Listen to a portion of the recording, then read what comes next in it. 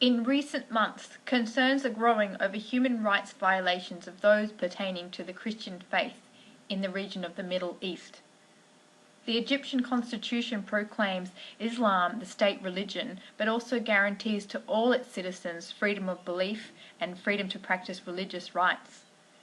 The Egyptian government's obligation under international law further require that the follower of any faith be afforded freedom of religion, including the freedom, either individually or in community with the others in a public or private place, to manifest his religion or belief in worship, observance, practice and teaching.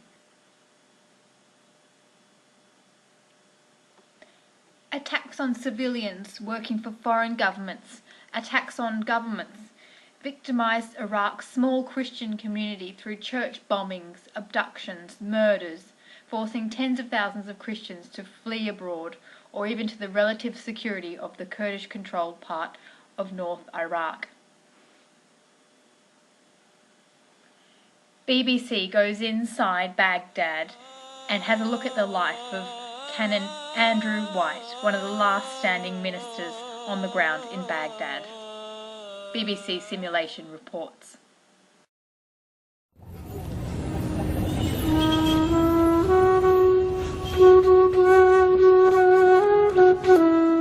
Well, today is the 1st of November and it's a very difficult and very painful day for us, because yesterday in Baghdad, whilst church was going on, a church was attacked, people were taken hostage, and it looks as if maybe as many as 50 Christians were killed.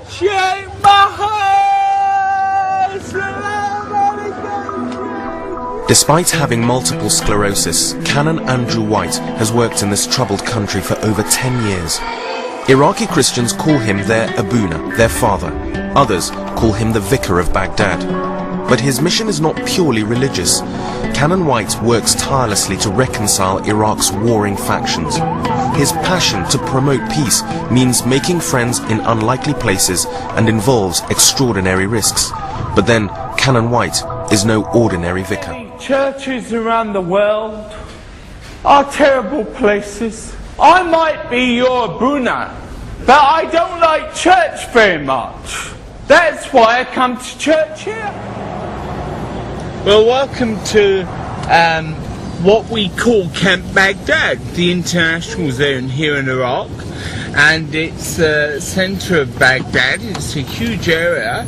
Our church that we're going to now is just outside the international zone, and inside here we have the key embassies that we work with, but it's a totally bizarre and odd existence. It's like nothing else in the world, and you either love it or you hate it, and most people would actually hate it, but we love it.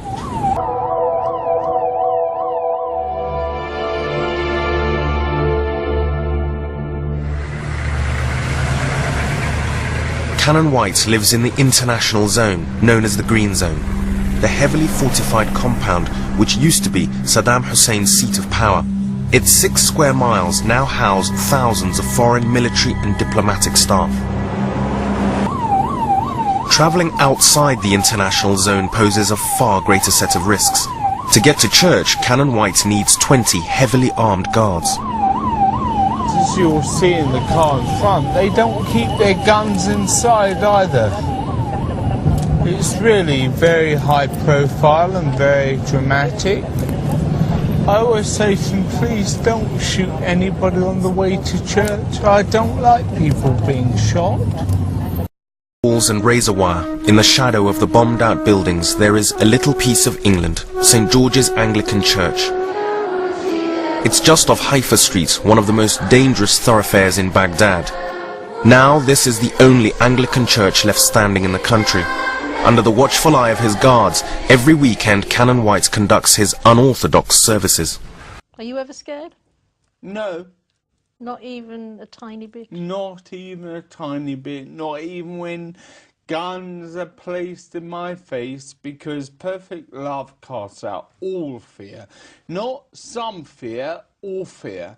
And I have never loved any group of people like I love the people at St George's, and I have never been loved by anybody like the people at St George's, and they're all Iraqis. In January 2011, the Vicar of Baghdad baptised 25 new members into his congregation. The following day, 23 of those 25 members were killed. What does this mean for human rights violations in the Middle East, and what in particular does it mean for Iraq? BBC Simulation reports.